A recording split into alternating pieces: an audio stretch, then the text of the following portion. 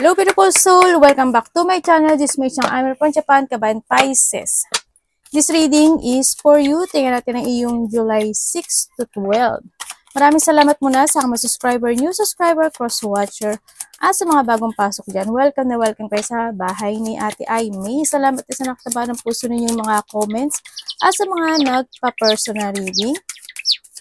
Marami pong salamat. Kung gusto nyo na energy nyo lang talaga, ang gusto nyo makuha natin, all the details is in description below para sa personal reading. This is a general reading Kabayan Pisces, kunin mo lang ang sayo at itapon ang hindi naman sayo. Maaring vice versa, energy mo, energy ng person mo, energy ng malapit sa puso mo, nangyayari, or mangyayari pala. Use your own intuition, lawakan natin ang ating isipan, energy reading tayo, ano man ang gender mo, ano man ang edad mo, pasok mo yung sarili mo. Tandaan nyo, kayo pa rin makapagpapabago ng inyong buhay. We have the Leo, Sagittarius, Gemini, Cancer. Yun. Baka related ka doon. Uy, pinag-uusapan ka. May mga taong pinag-uusapan ka, no? May mga small problem, may mga iba sa inyo, may balisa. Ganyan. O kaya may mga maririnig kayo na information na pwede kayo mabalisa o pwedeng anxiety nyo, mga ganyan. Or someone want to communicate na ganun yung mararamdaman mo. Ganyan. May mga excitement naman sa iba. May mga madadaldal, ano. Siguro yung iba sa inyo nandito kayo sa sitwasyon na na you are in a networking, in a public, or maaring marami nakakilala sa'yo, there's an audience, or maybe may mga pupuntahan ka na maraming tao, maybe artista ka, YouTuber, TikTok, ano ba? Reels, Facebook, ganyan. O kaya naman nagtatrabaho ka sa mataong lugar. Maybe you're a teacher, kung ano man yan, basta marami siyang tao. Yan. Pero mag-ingat ka kasi someone na mga nakapaligid sa iyo, mag-trust ka sa intuition mo kasi hindi sila nagiging totoo sa iyo. No? May mga tao na nagiging sneaky, may mga nagmamatsyag, at syempre, someone's wearing a mask din dito. No? May mga tao na, or may tao na hindi siya pwedeng pagkatiwalaan. Mag-trust ka sa intuition mo. No? May cheating. Someone's cheat. May nag-cheat o may mag-cheat.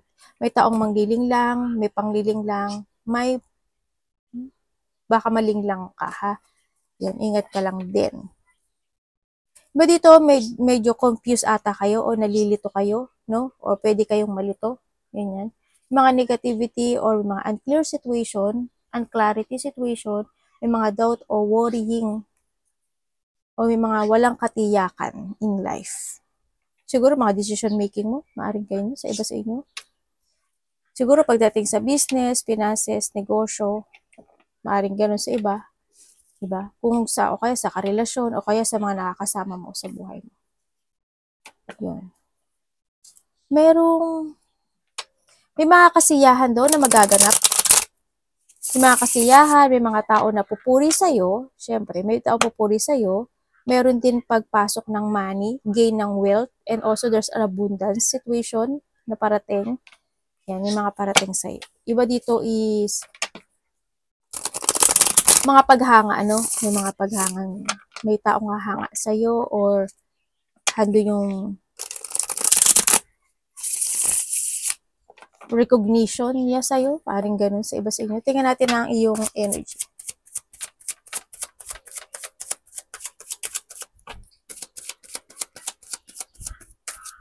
May dito, no? Suspicious person.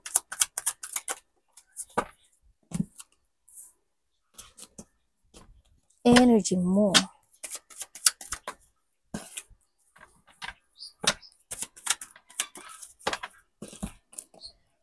Okay, ang nakikita ko sa yung energy mo, andito ka sa sitwasyon mo na siguro magkakaroon ka ng pag-isolate sa sarili mo.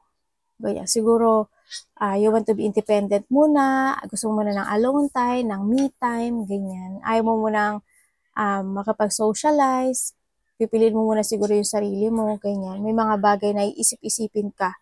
Isip-isipin. May mga bagay na isipin ka. May mga bagay na gugulo sa isip mo. And also, nandito ka sa sitwasyon mo na maaring may mga gusto ka na actionan o you want to prepare something, may mga plano o may mga ipaprogress ka sa iba sa inyo. Sa iba sa inyo siguro, sana hindi naman. Sana huwag kayong magkaroon ng frustrations in life. Kasi maaring iba sa inyo, may mga frustration na energy ako nakikita dito. Siguro when it comes sa marami siguro kasing gustong desisyonan, gustong planuhin, maaring ganun, di ba? Maaring nandun ka sa sitwasyon mo na magti-think ka na gusto mo mag-travel, gusto mo na mag-adventure, gusto mo umalis, gusto mo mga ganun situation in life. Siguro iba rin sa inyo is thinking for travel, mag-rest time ka muna, gusto mo na mag-recharge, gusto mo magbakasyon. Tignan natin ang, hindi ito. Diba, mamamali na naman ako. Parating kay Pisces.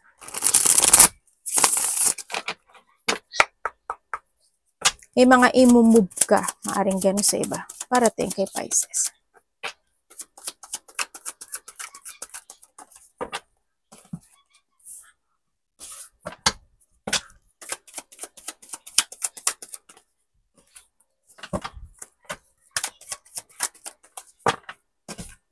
Okay, ang parating sa'yo, meron ka daw paplanuhin. Baka nga travel. O kaya pag-alis, no? Ganyan. May mga paplanuhin ka na this time. Merong universe, ano to? Iba sa inyo na dito kayo sa sitwasyon nyo na parang magkakaroon kayo ng doubt, parating sa'yo.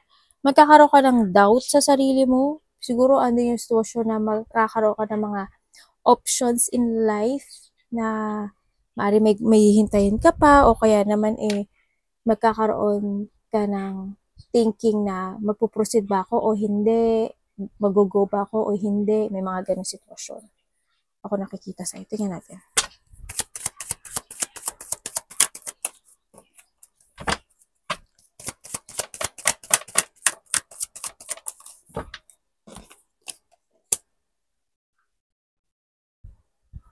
Ay, meron ka daw goal na tatahakin.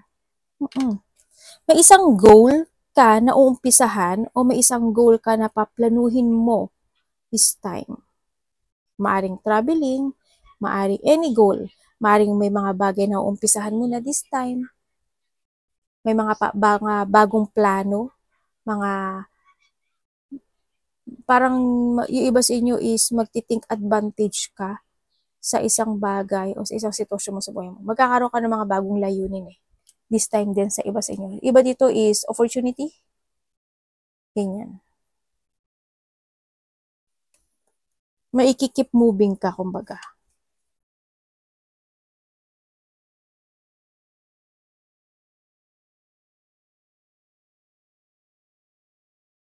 Iba, nagdadalawang isip no? Parang nakikita ko sa dito, parang may mga time na napapagod ka. Kung napapagod ka, travel ka, o magpahinga ka muna, ganyan. Parang feel tired ka. Iba sa inyo is thinking for, kung if this is if this is a partnership or any situation na maaring i-release mo sa sarili mo. Mayroong isang bagay o isang sitwasyon sa buhay mo na you want to release. Dito. Magkakaroon ka daw ng decision making or two path in life. Kaliwa ba ako, kanan? Parang ganun. Parang may sitwasyon na medyo nahihirapan ka ata. Or mahihirapan ka. Ano dapat iwasan ni Pisces?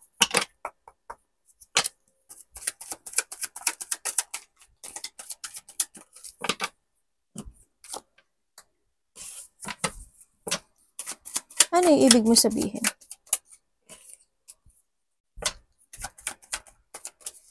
Okay.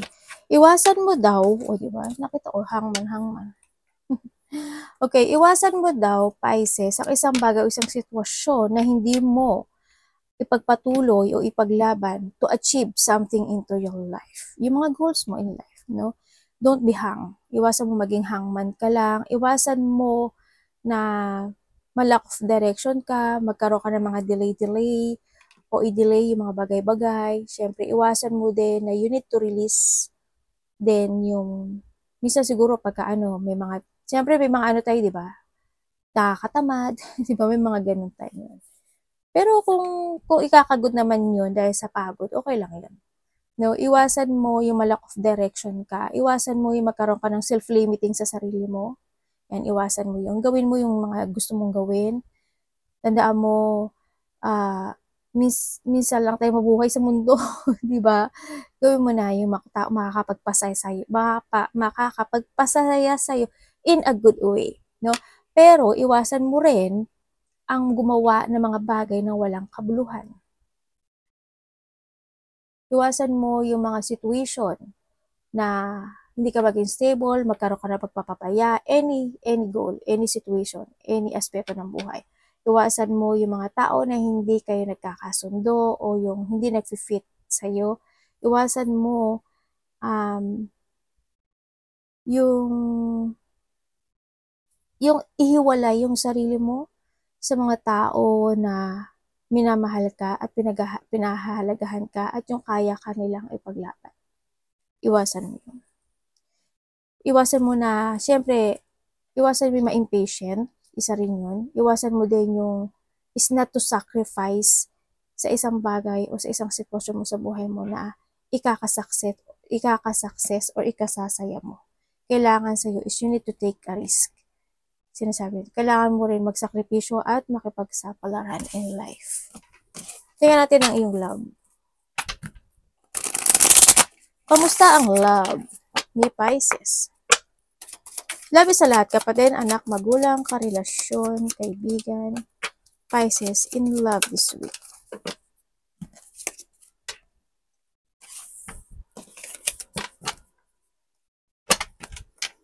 Pisces.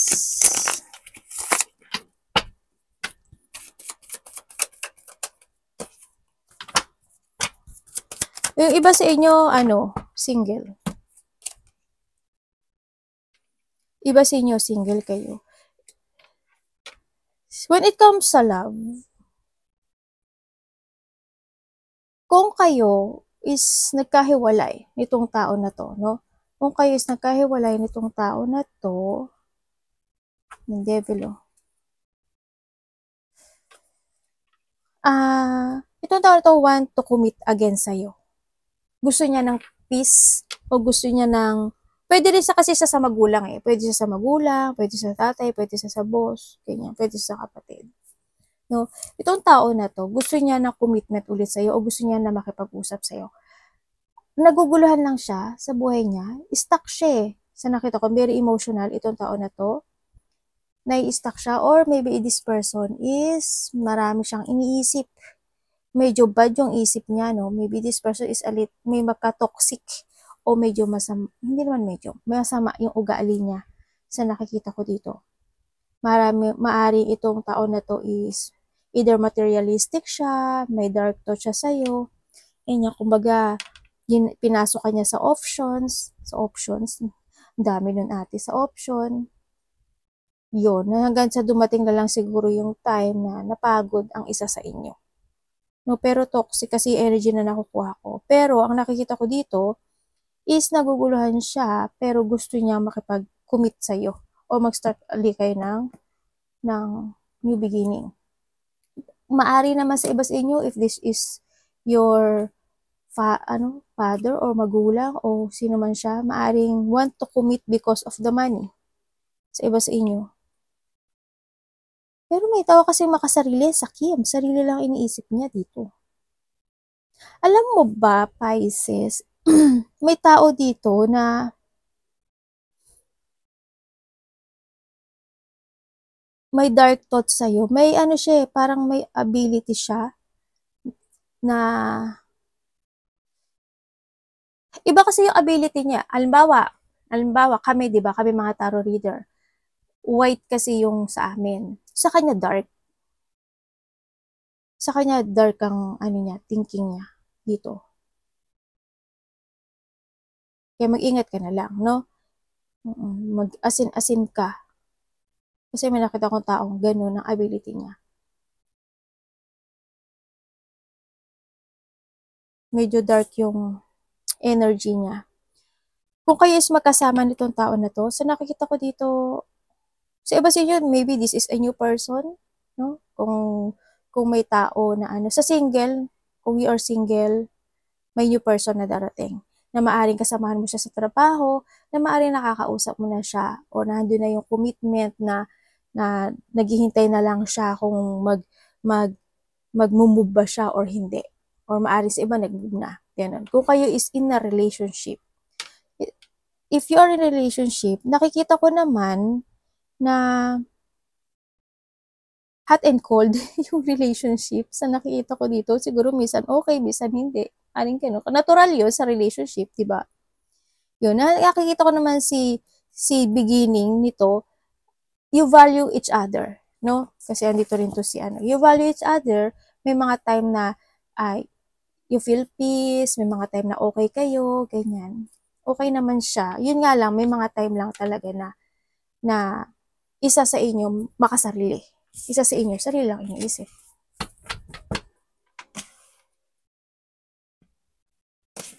Tingnan natin.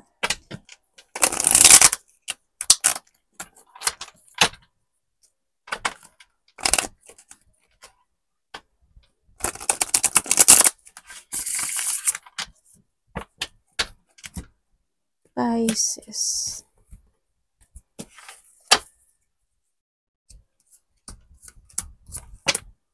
May ano ka oh. Wheel of Fortune.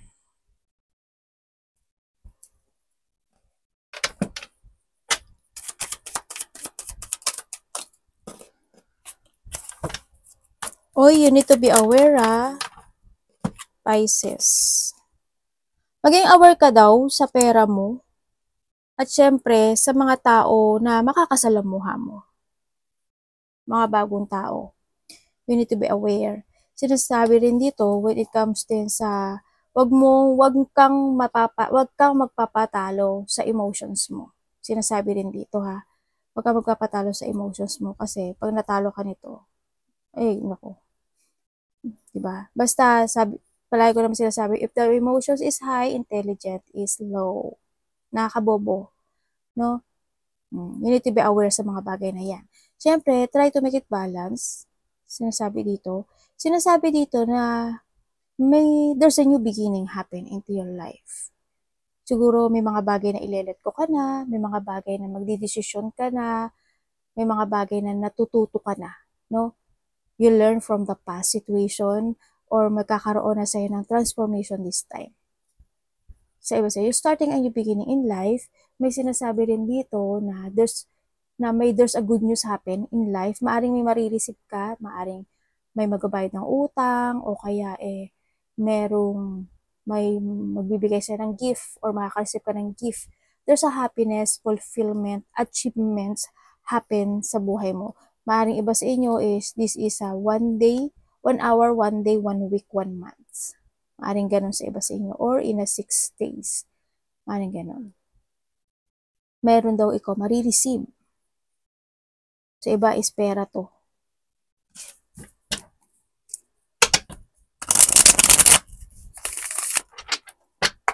Sana walang manghiram. Tingnan natin.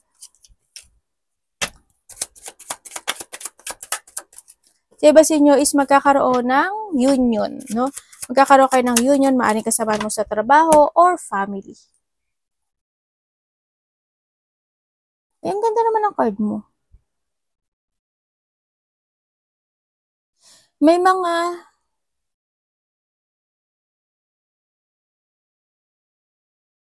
there's a new beautiful happen sa buhay mo. Magkakaroon sa'yo ng renewal. No? Sa iba sa inyo is there's a new idea, new opportunity coming in your life. Sa iba sa inyo, siguro is mas more there's an investment, no? Siguro may mga i-invest ka na this time, o kaya may mga bagay ka na ipaprogress, may mga bagay ka na i-renew. Sa iba sa inyo it's more on development. Development sa pera mo, development sa relasyon mo, sa family mo. Teka lang, naasing ako. Sorry. Sorry. Yung mga anak ko nagre-react eh, no? Teka lang. Tingnan natin.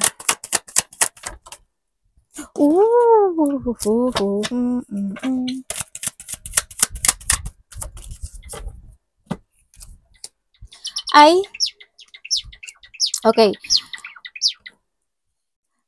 Oh, okay. May tao dito na ano eh. May tao daw makikipag-usap sa'yo. May tao, either makikipag-usap or hindi. Hindi ko alam kung, teka lang. Either makikipag-usap sa'yo, maaring ikaw ito or someone, vice versa tayo, no? Kasi why? Ang nakikita ko kasi dito, a part of the family, may tao, but di ko alam kung mas bata sa'yo or mas bata siya, maaring ganun, vice versa. Ano siya, medyo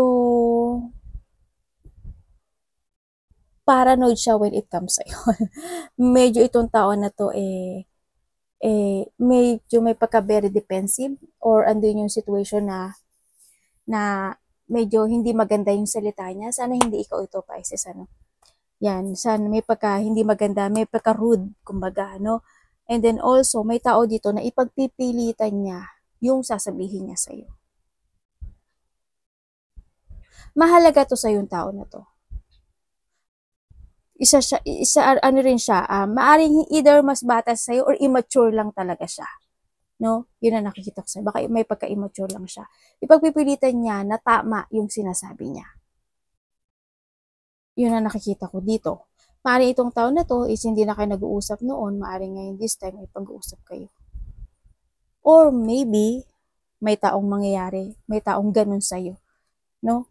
Na hindi siya, walang galang, kumbaga, aggressive or nandun yung sitwasyon na ima-mind games ka. Yun. Sabi ko nga sa'yo, di ba, yung parang paniniwalain ka niya sa sasabihin niya. May tao ako nakikita dito. Or maarang ikaw to, ha?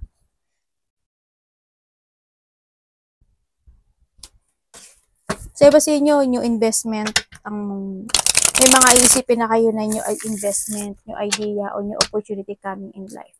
There's a happiness. May mga creativity ka daw na gagawin. Pero ang nakikita ko dito, parang i-analyze mo muna siya. Yan.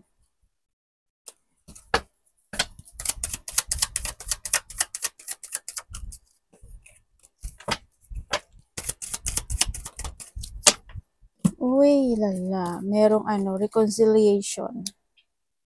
May tao makikipag-reconciliation dito. May tao hingi ng tawad or may tao na gusto ng recovery sa'yo. Kumbaga may tao dito na na gusto na makipagbati, ayaw na ng away, ayaw na ng problema, ganyan. Pero hindi ko alam kung ba't nagja-jungling siya. Or maybe this is you, vice versa. No? Sa iba naman sa inyo, andito kayo sa sitwasyon nyo na you want to release something into your life or you want to getting over the worst of your life sa buhay mo, pero maaring nahihirapan ka balansin ito. Kumbaga, hindi mo alam kung a-actionan mo ba o hindi. Ganun sa either maari halimbawa, you want to separate yourself sa isang tao or you want to separate sa trabaho mo, halimbawa ganun. Pero nakikita ko parang nagja-jungling ka dun sa bagay na yun. Siguro kailangan lang dito is acceptance. Pero if you want a positive motion o positive outcome into your life, kailangan mong mag-action. Mag-trust ka sa intuition mo, kung sabi ng intuition mo, mag-go ka. Diba? This is a time na rin kasi na kailangan mo na fresh start, beginning, change. This is a breakthrough para sa iyo. It's okay to make it happen, yung positive motion na to, no? And syempre, may mga opportunity naman kasi na dumarating sa iyo this time. Yun nga lang, siguro medyo nahihirapan ka, tinipilit mong evaluate yung mga bagay na yun, pero siguro hindi mo alam kung paano at anong dapat gawin o anong action. Maaring ganun sa iba sa inyo. Pero sabi ko, you need to decide.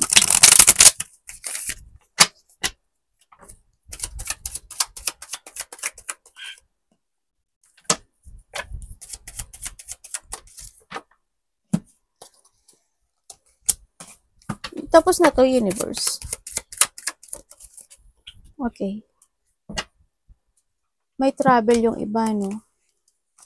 Uy, may mga bago opportunity na darating sa iyo. Sabi rin dito ay malalakpasan mo na ang mga ibang, may mga paghihirap, ano? May mga paghihirap na malalakpasan mo na. Kumbaga, may mga bagay na nagkaroon ka ng mga stress, chronic fatigue, may mga bagay o sitwasyon na parang ayaw mo nang ipaglaban, ayaw mo nang pagtiyagaan, o yung mga naging mahina ka in the past. And this time, nakikita ko naman sa'yo na pilit mong binabangon yung sarili mo this time, no? Or you need to decide this time, no? You need to decide to focus sa mga pangarap mo sa buhay. Sinasabi dito. And then, sinasabi rin dito na kung may mga pinagdadaanan ka na mahirap na sitwasyon, try mong mag-enjoy. I-enjoy mo yung life mo. Sinasabi dito. Labas-labas ka, medyo may pinagdadaanan ka. Meron din ako nakikita na may makikipag-collab sa'yo or may mga chilling situation, maaring may mag-aaya sa'yo, 2, 3, or 4 na tao. Kaya maaring may mga lakad kayo, may mga gathering, happy gathering, pregnancy, married, collaboration, joy, o kaya partnership sa iba. Maybe dito rin yung sitwasyon na may mga yun nga, mag-chill kayo, inom kayo ng kape, inom kayo ng yan. May mga ganun situation ako na nakikita sa'yo. Pero, ang nakita ko sa'yo, kung may mag-aaya sa'yo, parang hindi ka sasama. Parang you want to be alone for a while. Yun ang nakita ko. Gusto mo ng me time. Ganun. Alam mo ba na magbabago yung cycle ng buhay mo? Magbabago yung buhay mo. Kasi may mga wish come true ka na makakamit. There's a good luck. There's a new destination happen into your life. New direction, good fortune, a good luck, and good karma coming into your life. Ibig sabihin, merong mga situation in life, maybe a desire or manifestation na darating sa'yo. Pero, sinasabi ito, you need mo mag-desisyon.